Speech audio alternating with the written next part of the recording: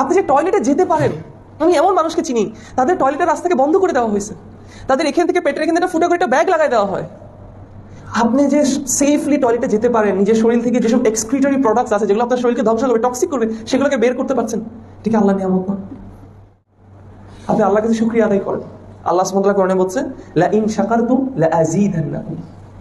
আমরা চাই সবকিছু বাড়ুক, 1 লাখ টাকা কামাই 2 লাখ হোক, 10 লাখ টাকা কামাই 20 লাখ হোক, কোনো সমস্যা নেই, হবে।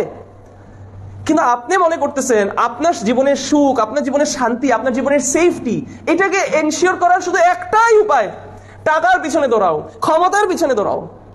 কিন্তু আল্লাহ কি বলছে? তাকিদ দিয়ে বলছে, আল্লাহ সুবহানাহু ওয়া তাআলা তাওকীদ দিয়ে বলছে, জোর দিয়ে বলছে, লাম দিয়ে বলছে, লাম তাওকীদ দিয়ে বলছেন আল্লাহ সুবহানাহু ওয়া তাআলা, লা ইন শাকারতুম, যদি তুমি শুকরিয়া আদায় করো, লা আযীদান্নাকুম, আমি নিশ্চয়ই তোমাদেরকে বাড়াই দিব।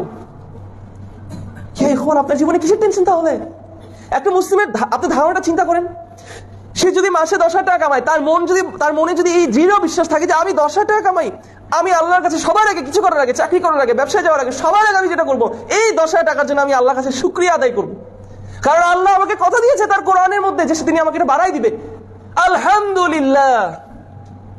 এই আকীদা আমাদের কারণ নাই, অথচ এগুলো কিন্তু আমাদের লাইফে অ্যাপ্লিকেশনের মধ্যে আসতেছে না এখনো। তাহলে কি আকীদাটাকে আমি সহিহ করলাম?